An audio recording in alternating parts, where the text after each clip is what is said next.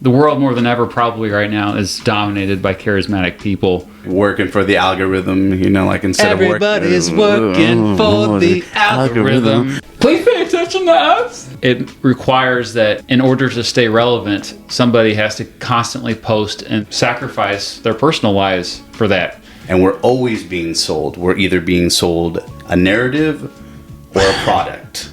As a human being, you should know that you're being sold. And you are sold. Yeah, we're being sold to each other. We're being used in two ways. Yeah, on both ends. We're taking it both ways. Well, that kind of sounds bad.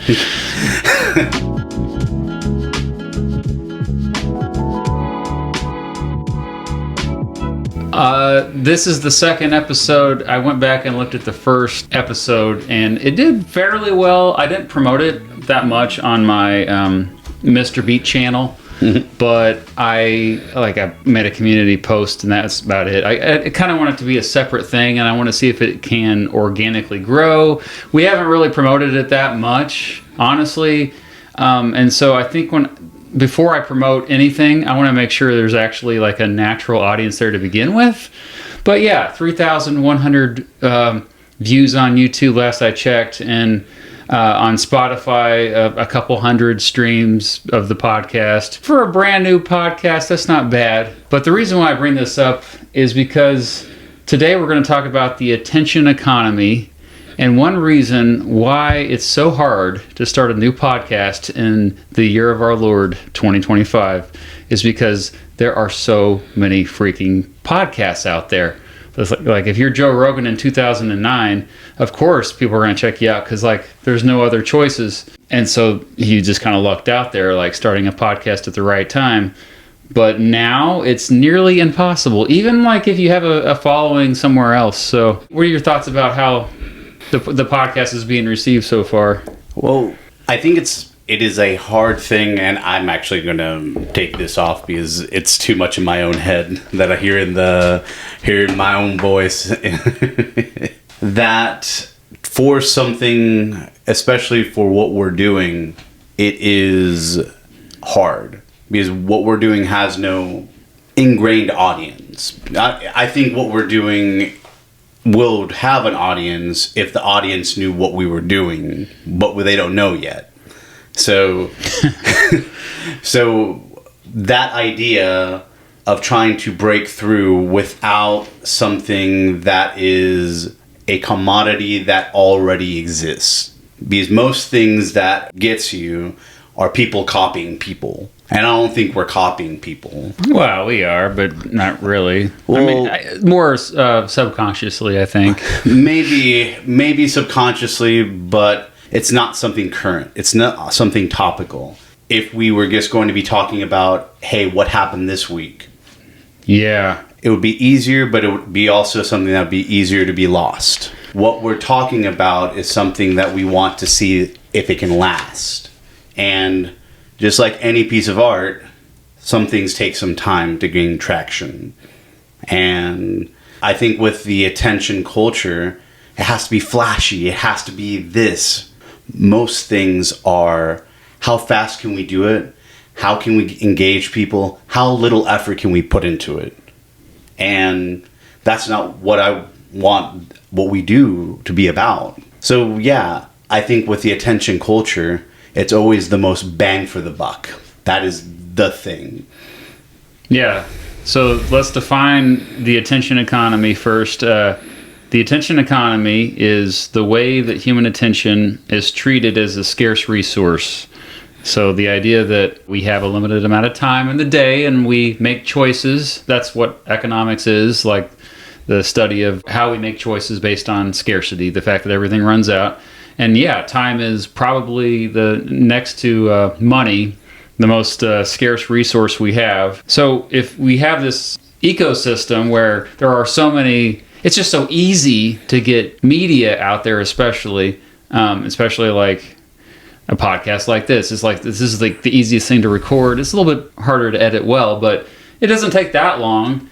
And you have basically millions of other podcasts to compete with. I actually looked it up. There's this supposedly is true, but there are 1.1 billion websites out there. Of those, 200 million are active. So, a lot of those are just domains that companies scooped up. 500 hours of video are uploaded to YouTube every minute.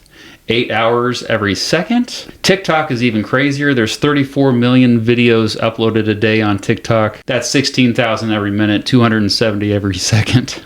270 videos just got uploaded. Oh, no, 270 more just got uploaded. Oh, what? Okay, you know what I mean. Okay. Twitter, 5,800 tweets per second. Yep.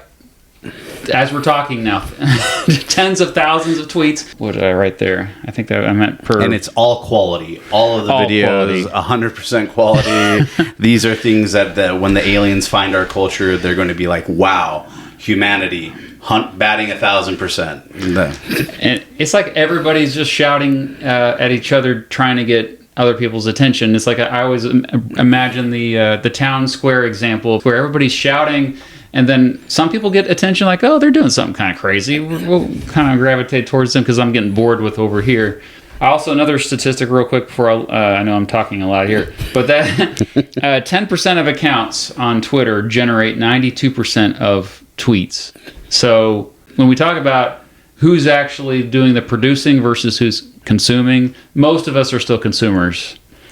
Yeah. Oh, absolutely. But I think the fact that we can all do it. Like the fact that we have phones that allow us to be able to produce things makes people feel that they can do it. Anybody can do it. Mm-hmm. So either that makes people disregard the art and say, oh, anybody can do it, so it must not be that hard. So then they do it, try it, fail.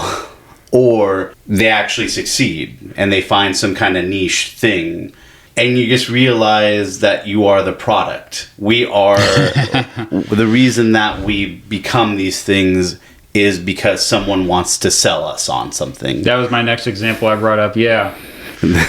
That we are not only the data points, we are the people that are being sold to.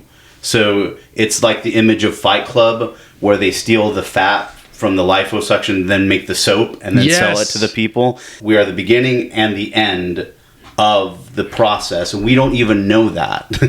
Yeah. And because advertising drives it all, and because who has the budgets to advertise? Usually large companies. I mean, you'll see local commercials on the local news, and that's when you look at those budgets, it's like, oh, yeah, I could actually afford to advertise my local business. But that's not when we talk about these things, we're usually talking about a broader scale. And so creators get paid by ad revenue. That's how I mostly get paid. Like you said, though, the data collection, like the money drives the attention, and so it's often top down. So corporations, when I say corporations, there are lots of small corporations. I'm talking about the big ones. They really have tremendous power to kind of shape what people focus on. We don't really have to focus on the latest Marvel movie, but we do because so much money is pouring in to demand our attention to it. We could all just collectively ignore it.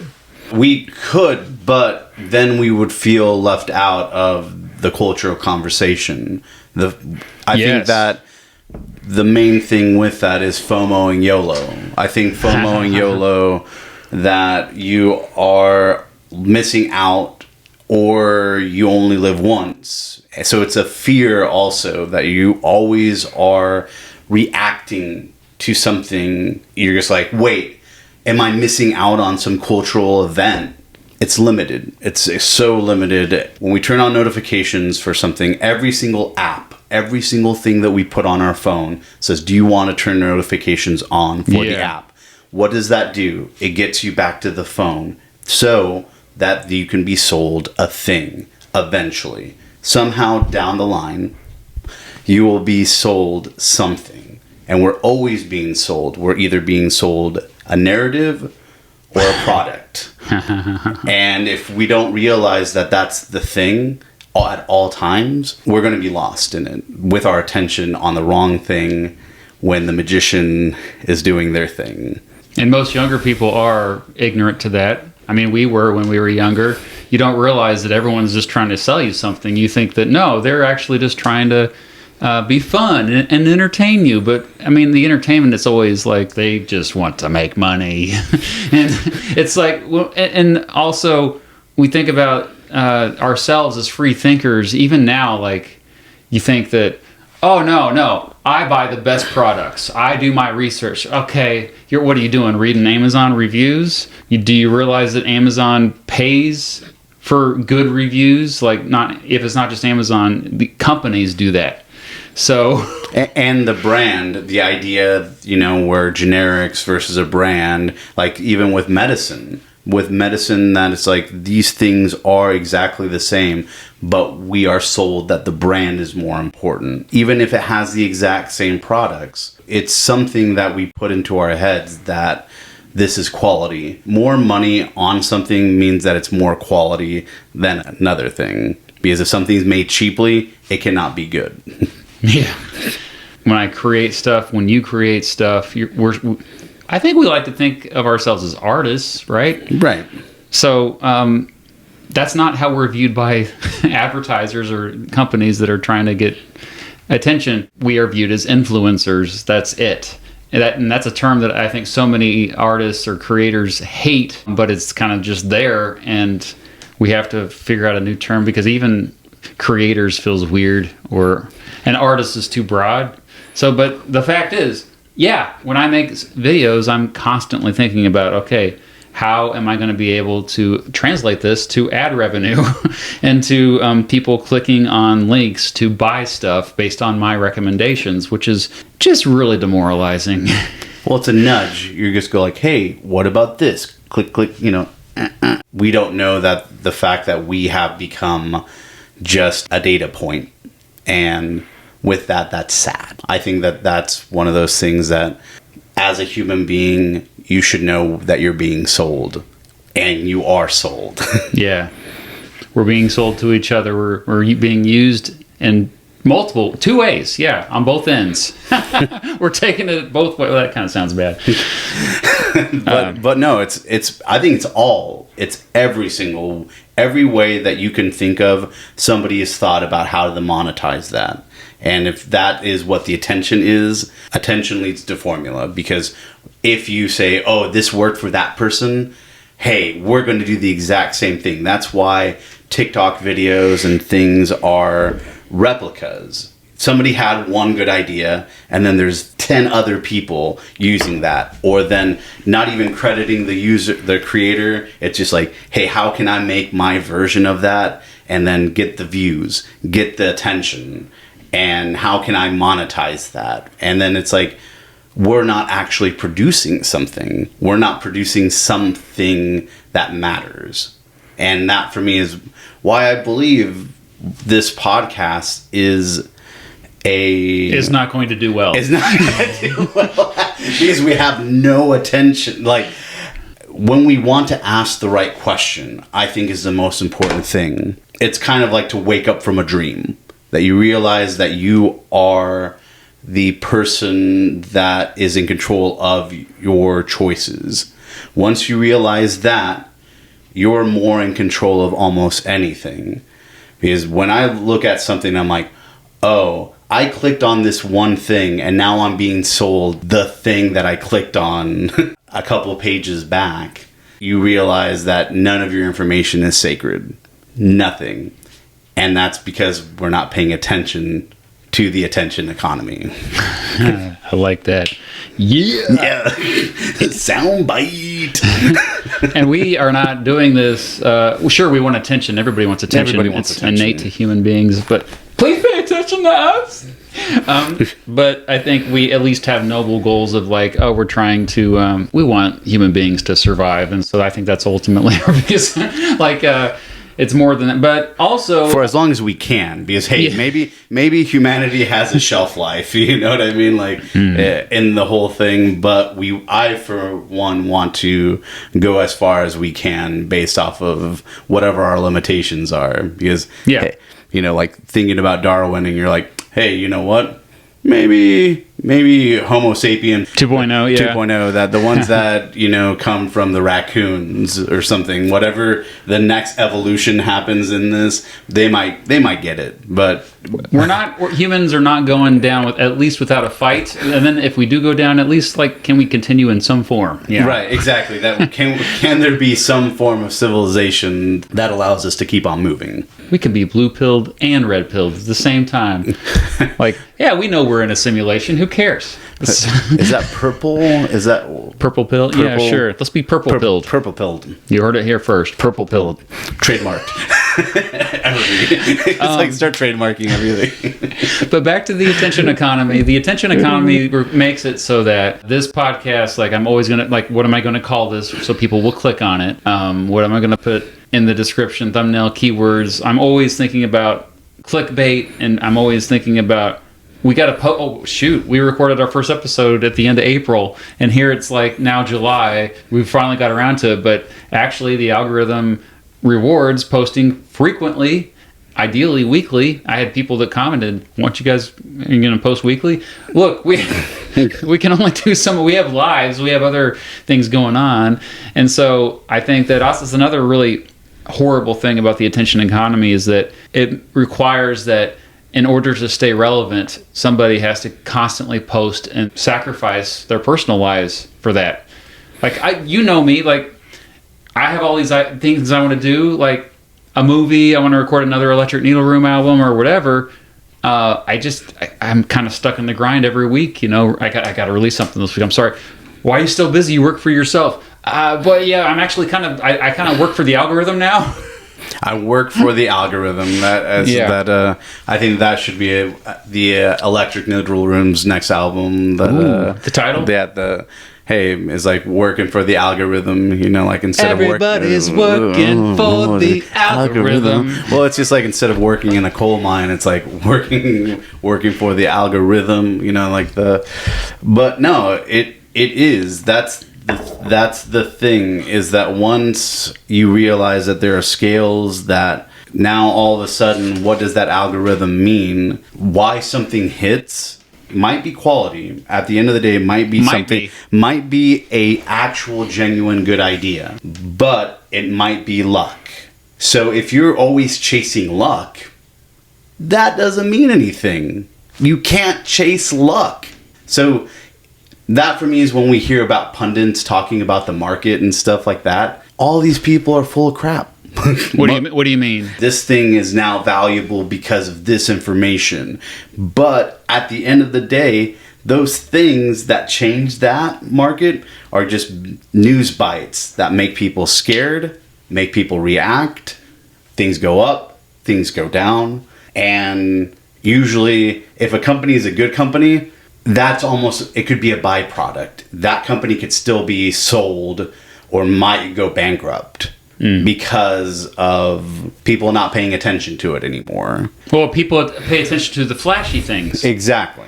The spectacle. Well, that's how our news works. If we didn't have... The news wasn't just basically fear, just saying what is the celebrity doing right now? Who did this? Who did that? We would not be able to function, I think, as a society. For some people, they'd be like, wait a second, this person died, this person, Facebook for me is either people saying that this famous person died or that, Then you forget about him. And then you forget about him until the Oscar memoriam, that they have at the end. Yeah, unless it's somebody truly great, like George Carlin or David Bowie. And they died before things got really bad, and they timed it well. They did it really well. They lived during a good slide, and they were so worried about things. And they were right to be worried, because we're still not working on those big problems. Those 5, 10, 15 years, 25 years, right?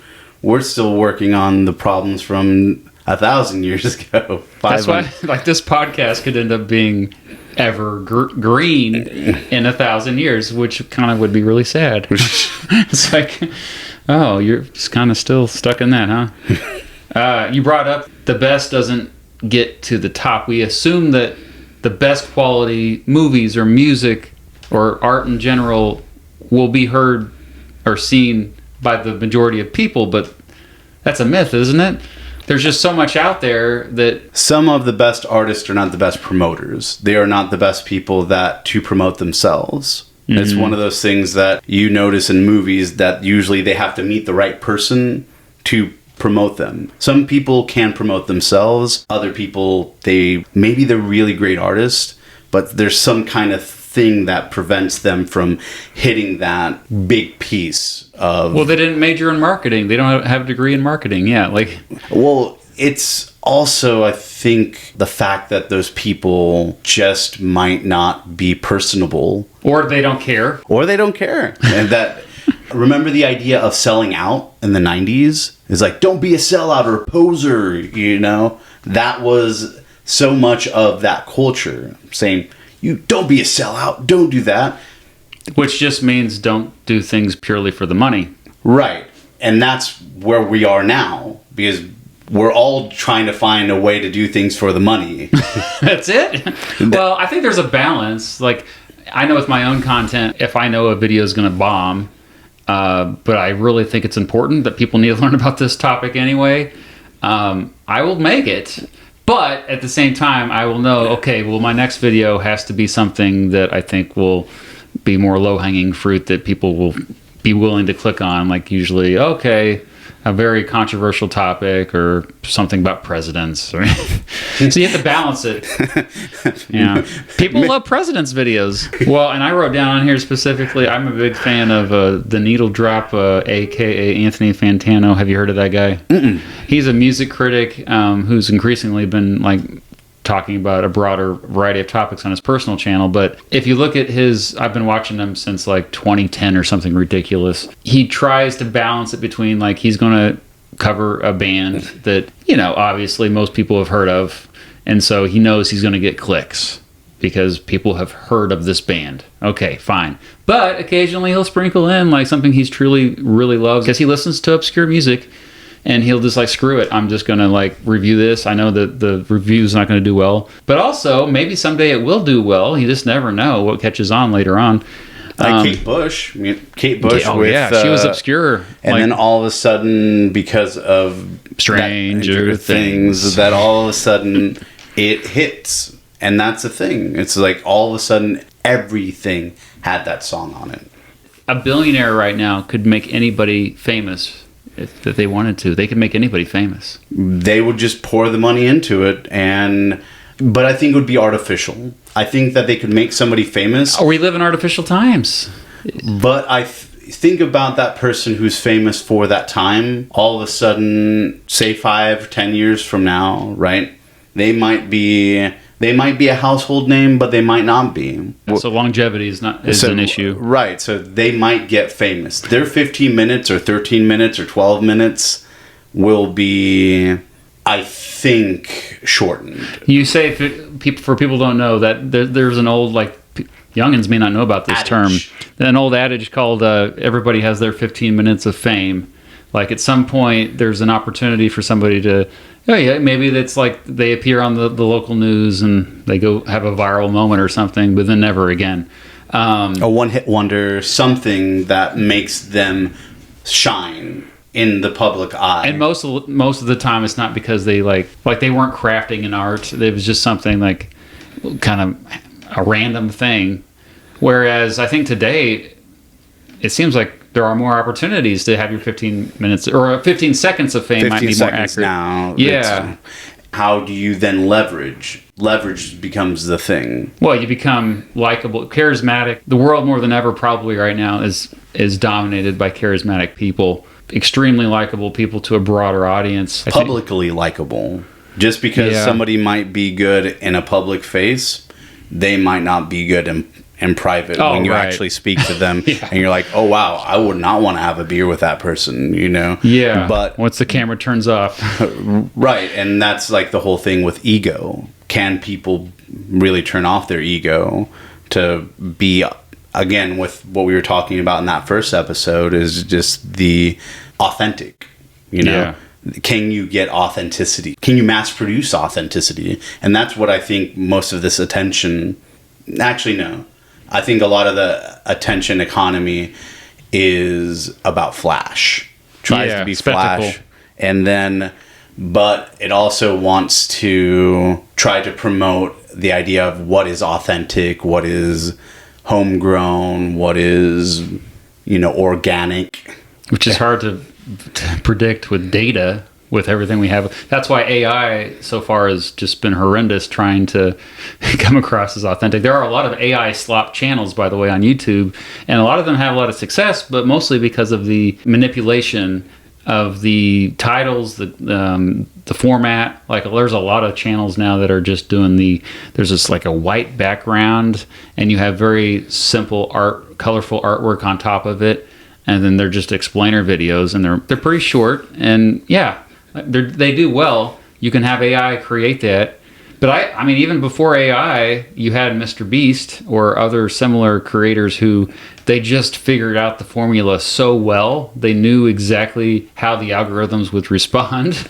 And so, like, they kind of turned the tables, manipulated the algorithm, and they ended up becoming extremely wealthy and popular because of that.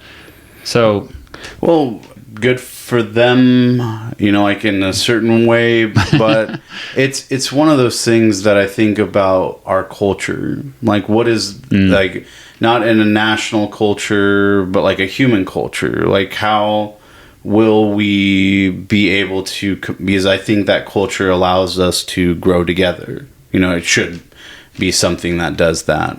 But we, in our culture, like, the thing that I was going to bring up was going to be, like, say, binge TV. Like, the thing that makes us want to just watch a show and then just be in that zone. To be then, because now all of a sudden, all these streamers, they're adding ads so they can sell you something. They would rather you be paying less and then selling you ads than you paying the premium, because they would make less from you at the top one. And since people are probably financially needing to pay less, they're making money off of you watching a bunch of TV. So you become that cash cow, just watching ad after ad. It's not good. Yeah, that's the YouTube model. YouTube actually, I think, influenced them because they've always been free. There's a premium option now, but yeah, like my daughters, I always tell people this. I'm very thankful that they were born in the 2010s. It was a very cool time in terms of, like, driving away from consumerism, because they didn't have to be force-fed all these commercials all the time. Whereas now that's over. Even if you pay a premium price, you still have to watch ads. Even going to a movie isn't like, now it's 25 to 30 minutes. You can give yourself a cushion to get to the movie theater if you don't want to watch the ads, because you're like, hey, there's going to be 30 minutes of ads. 30 minutes of previews for either sequels or prequels or soda or popcorn. It's just, what can you do? How can I sell to you? That's also related. I know we're going to do a separate episode in the future, hopefully, about this topic. But, like, yeah. Like, fingers crossed. Yeah. The idea that one reason why culture is so homogenous right now is the fact that because we have an attention economy, it's easier to grab your attention with something that people are familiar with. I actually read a book about this way back when I was in grad school. I wrote a paper about it, and there's really, like, two main things that kind of keep our attention and why things will catch on and maybe go viral. And that's if it arouses high arousal emotions. So you mentioned earlier fear, but also anger. Fear and anger are the two. Fear and loathing. Love, like, or loneliness, like that. There's so many people that they just want a connection. They want to have some kind of thing. That's more long term, though, I think. You are more likely to stay with the same creator if that you have, like, love. The first ones that the. But I'm talking about just, getting people's attention right now, and then you don't really care about keeping them as a, like, repeat customer or whatever. And that's a horrible way of thinking of it, but yeah, that's their customers, and you just want to get them to click on it. So yeah, fear and anger. Fear and then also hopefully fear and anger about something they're already familiar with. So, you're familiar with the president, so yeah, something about the president. You're familiar with Tesla, the brand. Yeah, come on, so yeah, I think that even if it's not the exact brand or person, if it's somewhat similar to that, like you can make like some kind of connection. Because if your brain doesn't connect to it automatically, you keep scrolling. No. Yeah, you have to somehow get them to stop for a second. And getting somebody's brain to stop, man. You did it. You got them to just go, boom. Hey, this is different. And that is, and I think it comes with that familiarity. It does come from if you know something will produce what you want it to produce. That's why people like or used to love those sitcoms. It was like they knew the beats. They knew exactly where the joke was going to come. They knew exactly that format, and it was comfort food. Just like those medical dramas and things like procedurals. I think procedurals are a distillation of that, because it's like when you say procedural, what do you mean? So detective shows like Law and Order, TV shows that somebody gets murdered, then you find out who the killer is through the procedure of the show. So procedurals, they are that comfort. So I would say that the attention thing, you have to somehow get people into a mode that allows them to then become that customer that will, like you will give them exactly what they want, like you will spoon or fork feed them, spork feed them, knife feed them. That sounds kind of dangerous. It's like that. But this day and age, with all the challenges that you see on things, you're just like, I could see somebody doing that cinnamon challenge with a knife. It's just like, hey, why not make it dangerous? On fire. Let's put the knife and we make it on fire, Spectacle. That's what we are. We're all about spectacle. Yeah. And, well, you mentioned kind of the autoplay or the binge watching of streamed programming.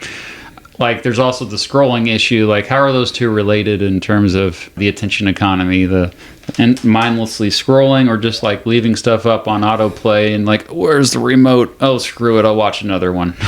Yeah, that again, it's just a way to be able to see ads. That is all. Like, so you just see an ad after an ad after an ad. That ad might not be that first time that you see it. Maybe the 10th time you see it. Maybe it starts to click somehow. Yeah. Some kind of Pavlovian dog thing where you're just like, oh, this is good. I want this piece of chicken real bad right now. Yeah, and so it's just a matter of we become addicted. So, and that's we become addicted to things that are easy to access. So that usually means they're cheap, and like basically dopamine hit after dopamine hit. Feels good. And then it starts to get less and less. So you have to do it more and more to get that original dopamine hit. So then, and you won't get it because it's no matter what, you're always going to be chasing that thing. And then eventually you just become numb to it. It's like eventually none of that stuff gives you pleasure. So that leads to, we're going to wrap up this conversation, and this could take a while. It's okay. But it's really important that we talk about solutions to the attention economy. And so that, I think many of us are addicted, whether we're willing to admit it or not. And there are tools on your phone. They can limit your time on certain apps. You can delete certain apps. But I think it's bigger than that, probably. I actually wrote this down because I want to make sure I remembered it. But what are the ways out? Okay, yeah. So something you mentioned earlier, this back in the 90s when we were kids, and we were like, oh yeah, became kind of a mainstream thing to not sell out, to just do your own thing. Like, I remember Kurt Cobain, an interview with him where he was like, the record label wanted Nirvana to basically just recreate Nevermind because it was a huge success. But he's like, no, we just want to continue to experiment and stuff. That culture, apparently, it seems to be gone now, right? I think that it is something that was a reaction to the 80s. Yeah. That when you have something so pristine, like, because you have, sure, you have punk, new wave, all these things, but it was in the underground mostly. Right. But at that time, you know, it's just like you have a culture that is disenchanted. You know, you have people that are trying to fight a system, try to just exist. Why are they disenchanted, though? Because they have no money, they have no prospects, they live in a world that doesn't care about them. It feels very few genuine connections in this world. That's why people yell at the wall. They want somebody either to listen or to talk to them, you know? I feel human connection. We want to be understood. I think that's, like, for me, it's like, hey, whatever I am, don't hate me for the thing you think I am. Hate me for the thing that I am, you know? Because we're always, you know, like, worried that people will think that we're one thing when we're something else. We are so much more nuanced than the thing we give somebody credit for. And we just want to be loved. We just want to be heard. We just want to be listened to. And most of the time, it's always just a version of what we hear of that person say. We start to simplify whatever they say. They say something, and then it's all of a sudden, it's like, this person said a trigger word for me.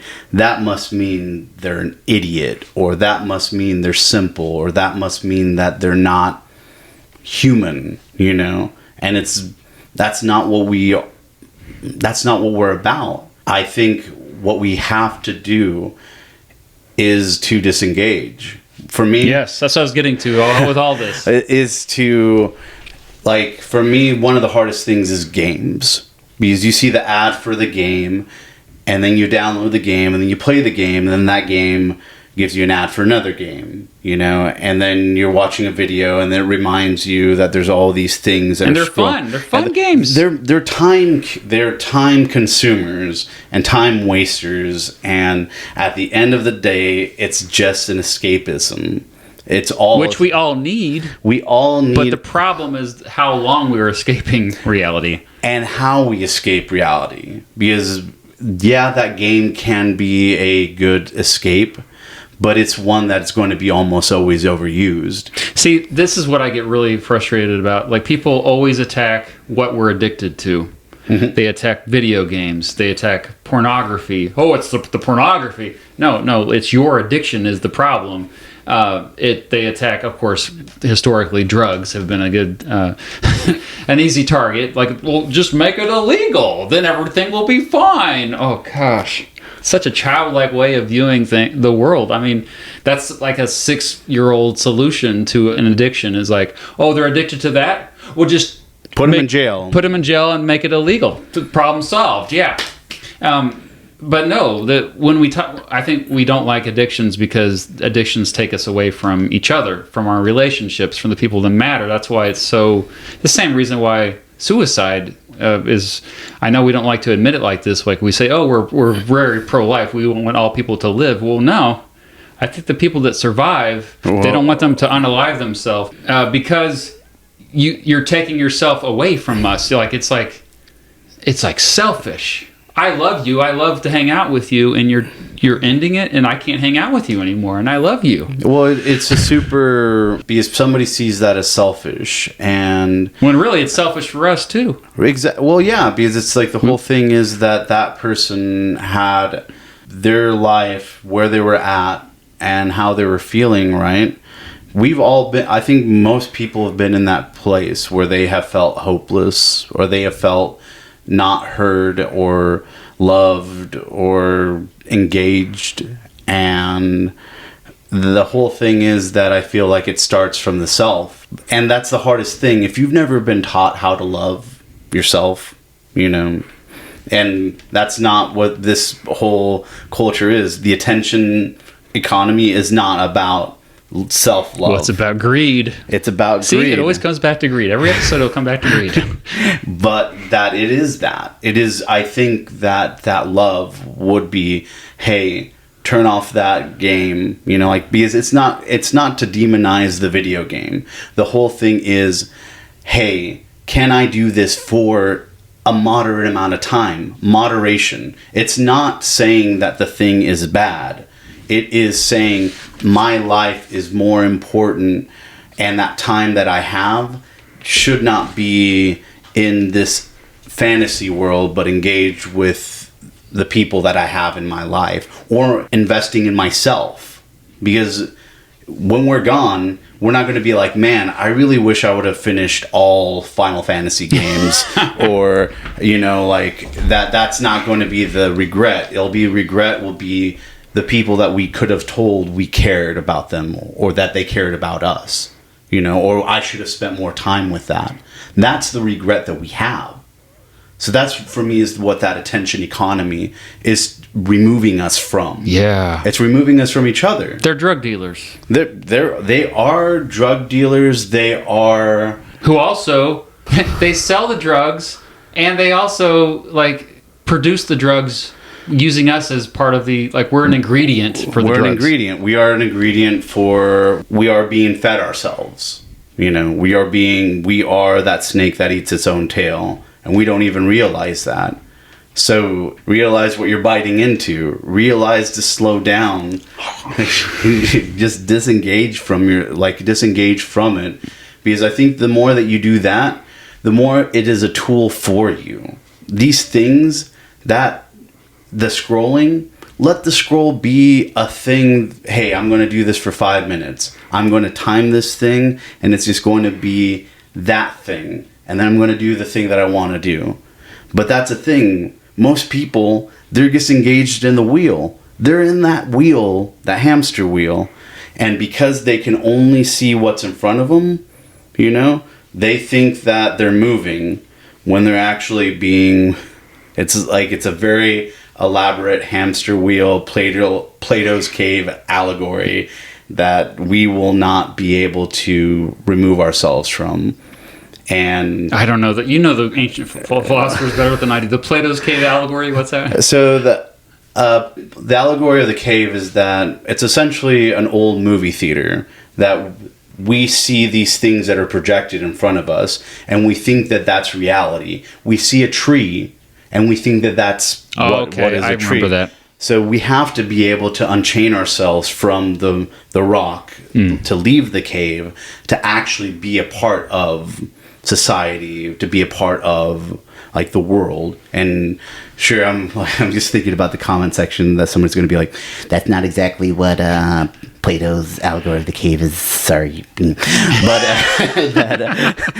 But we lose so much of life when we don't tell people that they matter. So first, Matt, I love you. I don't know if I say that enough, I love you too. That, and we don't do that. And I think that with that, we are always just trying to find a connection that we never realize, we just, and I think it's just trying to break that attention, understand, how can we snap ourselves out of this lucid dream or lucid nightmare? Man, that sounds even worse, because all we're doing is just killing time instead of, spending it. Chasing dopamine, chasing good feelings.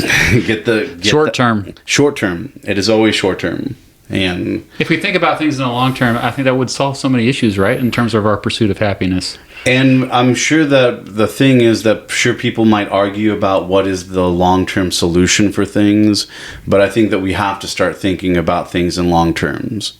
We can't start just be like, hey, this thing didn't get fixed in 5 years. It's like, you can't solve a 100-year problem with a 2-year solution, and then try to do it and then change it again every 2 years. And I think that the removal of this is just to be able to disengage from it, understand that it is there when we need it, but we don't need it all the time.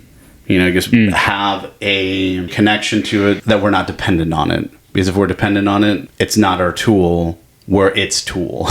Yeah, we are. It's a drug, we're addicted. And we're always going to be connected to it, and when we don't need to be. Isn't it more rebellious for the youth of America or the world today to just be like, we're not going to use these devices at all? Because I actually have seen this a little bit with some younger people.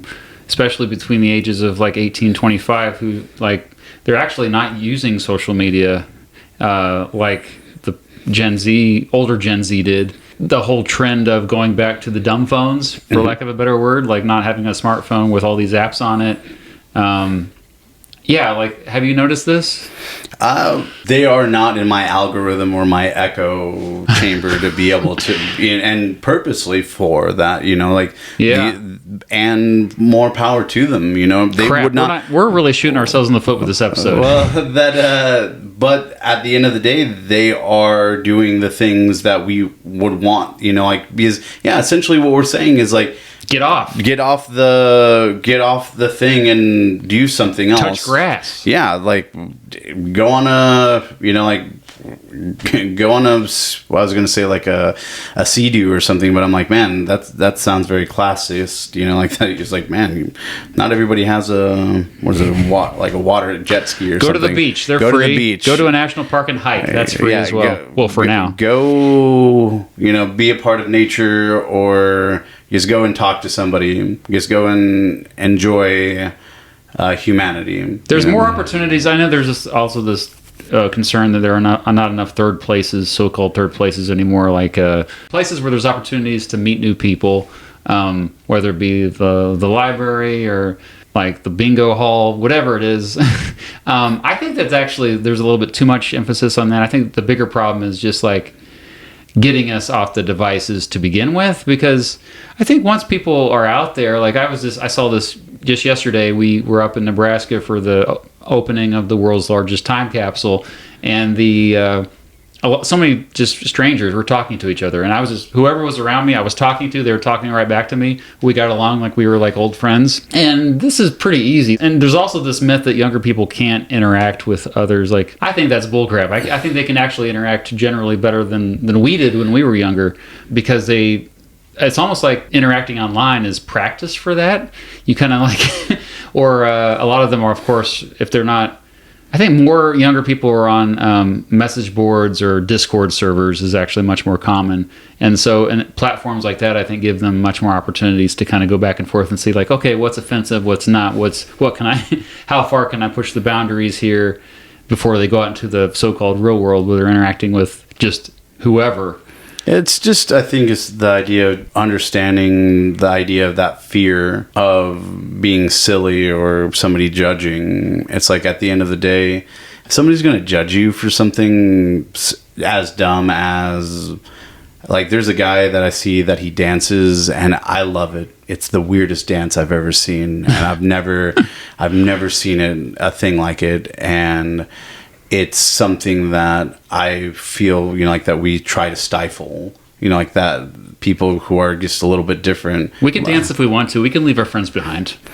No, yeah. And if our friends don't dance, then they ain't no friend of mine. Yeah. So, yeah. Just dance. Tell your friend to dance. Do I know your friend? No, I don't think that's it. Dance. Okay, anyway. Yeah. I think that the other part of that is most of us, we just only care about ourselves, okay? If you do something embarrassing, we might remember it for a couple hours or a couple days, but we're not going to remember it because we're only thinking about ourselves. We're walking around thinking we're the main character, that everything revolves around us. Everything else is an NPC. Yeah, so if you think of it like that when I realized that, actually, that really, it was transformative for me. After that, I was like, why do I get embarrassed? Like, and ever since, like, honestly, it takes a lot to get me embarrassed. It really does. Well, most people, they're not paying attention to you. They are doing their own thing. Even the people that are paying attention, even the people that watch every one of my videos, listen even to this podcast, they've seen everything I've done, they still don't even know me. Because half the time they're probably not, they're doing something else. They're probably like doing dishes or something, and it's kind of like, do I know you? Right. Like, because I'm always so like concerned about what am I going to say next. Right. It's tough. And yeah, it's like, you don't want to appear silly. You don't want to appear, disingenuous. You want to. I mean, that might be my concern, and I think that's a thing that people don't understand, is that we're all different. Like, what we care about, that other person might not have might not care about that thing in the slightest, but we put so much importance on it. You know, we put, because like, oh my God, they're going to care so much about my plaid pants or whatever, you know? And it's like, that person could care two whatever, you know, like my oldest daughter, she's like, you know, she is a great singer, and she comes off stage and she's just like, oh, I was so horrible. And I'm like, what are you talking about? Like, literally no one in the audience noticed anything wrong. They all thought you sounded great, but we just have these internal, like, back and forth that kind of expose our insecurities. Internal criticisms, that internal, you know, like, lens that we put when we look at ourselves.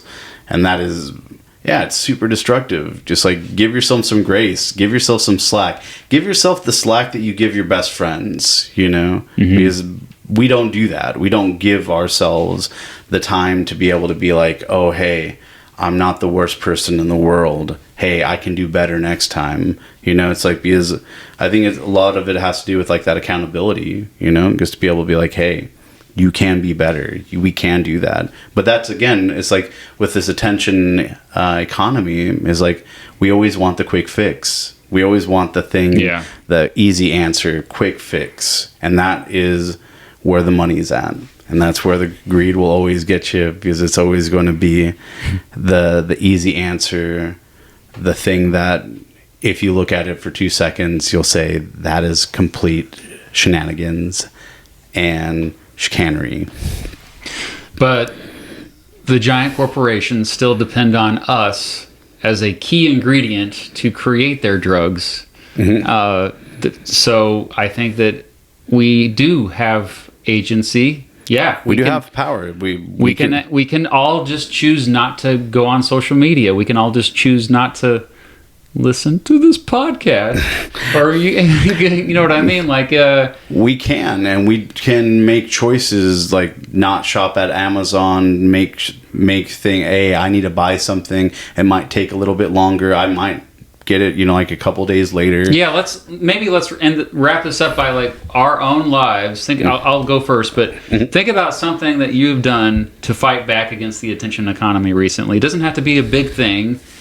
I know what I've done recently, and I'm going to mention a specific YouTube channel because I think it's actually pretty toxic. And in the past, I actually have told people, no, I think it actually can be useful. There's a YouTube channel called Jubilee. Have you heard of it? Oh, don't ever watch it.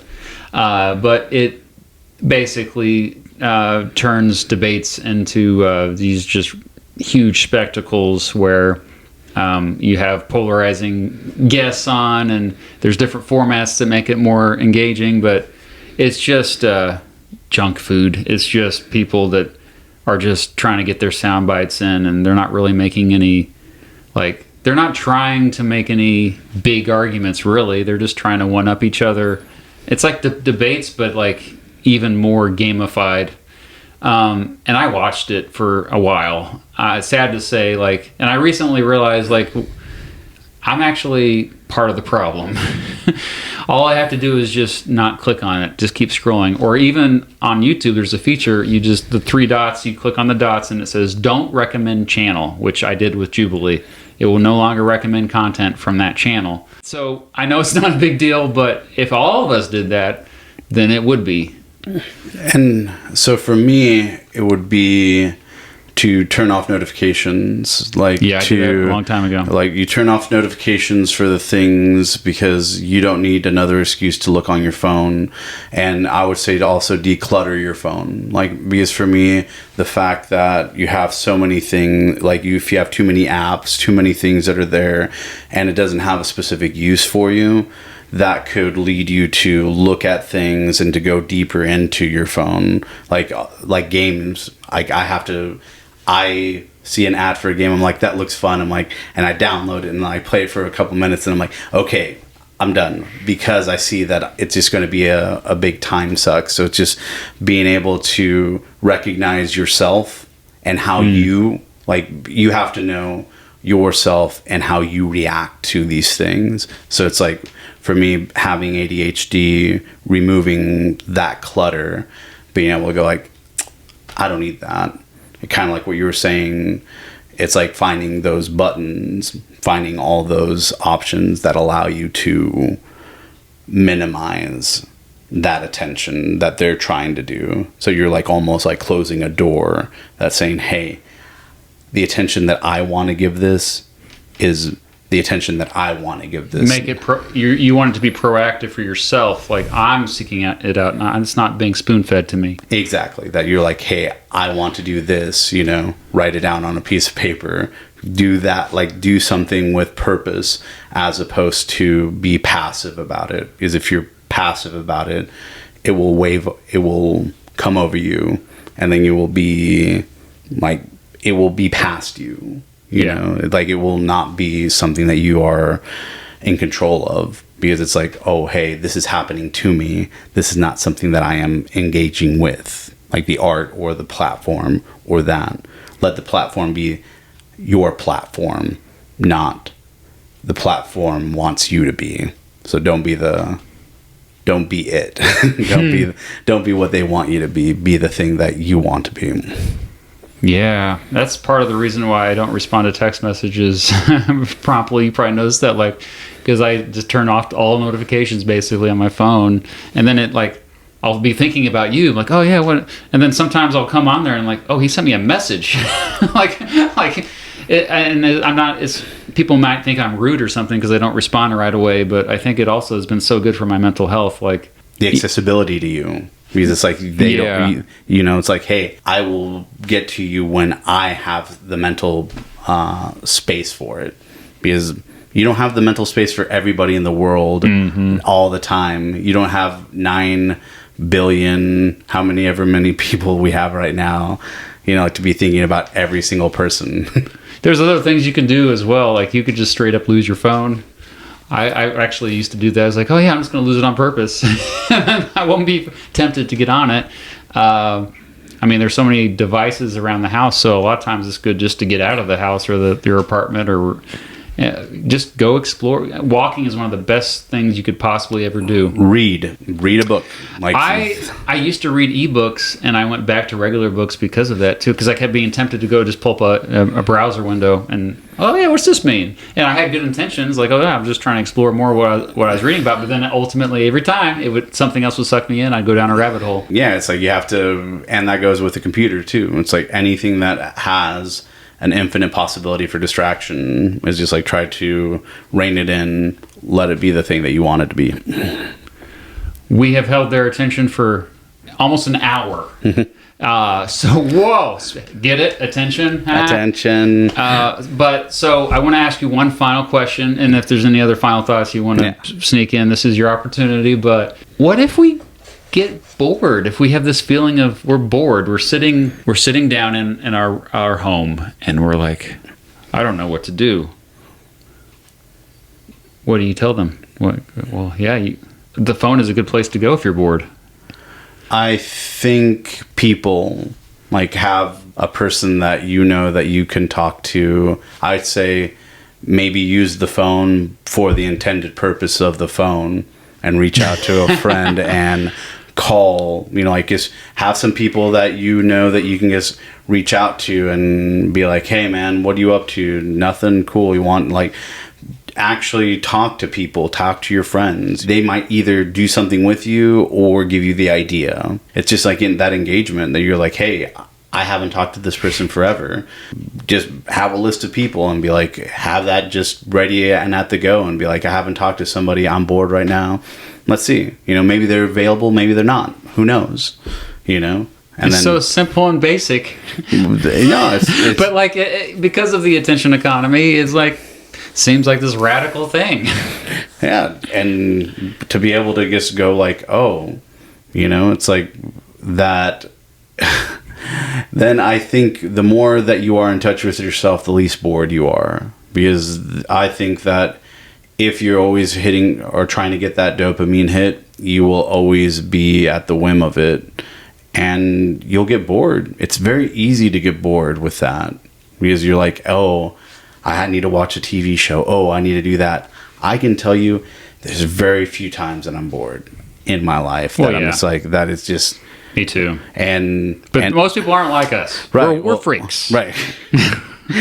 And so I would say my final thought on that is just apathy and purpose. It's like finding, like ways to remove yourself from the apathy and the hopelessness and find genuine purpose. Like like have a goal, like have a daily thing that allows you to be the person who has that agency. Because if not, life happens to you and you're never connected to it. Form your community, like it sounds cliche, but it's like, yeah, find the people that give you the energy that you need and the people that you want to give good energy to.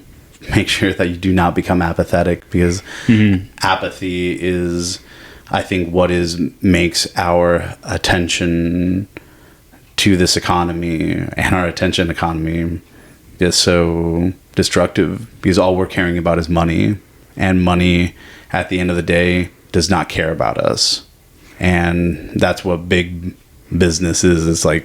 It's just dollar signs. When you start to equate a dollar sign more than a person, it's just like, it is something that you're like, wow. Dehumanizing.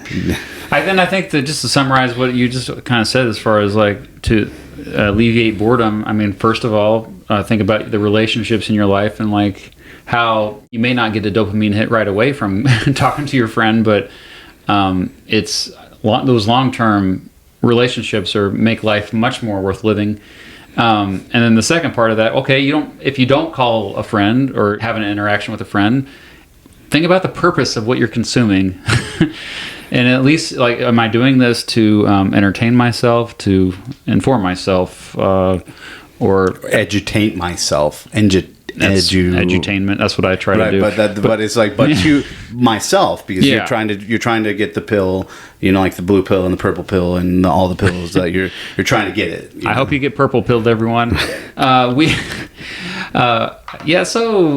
I don't know what I was saying there, but regardless, I think overall, the first step is being aware of the attention economy. There's so many people that aren't even aware of this thing. I hear it like, somebody will just name drop it on NPR, and I'm like, do people know what that means? The attention economy? Again, the attention economy is the way human attention is treated as a scarce resource. And so that's why clicks, likes, shares are so important, why algorithms are so important, because they... and so thinking about what captures our attention, how we spend our time, how easy it is to like kind of lose your attention to these devices, especially the devices. Yeah. Well, just let time be on your side. You know what I mean? It's like time is on our side. We keep sneaking in songs. Well, but that's the thing, is like that. If time is not on our side, because we're giving it, it's the most precious resource I think we have. It is. We all die. The average lifespan around the world, I think, is like 75 for everyone around the world.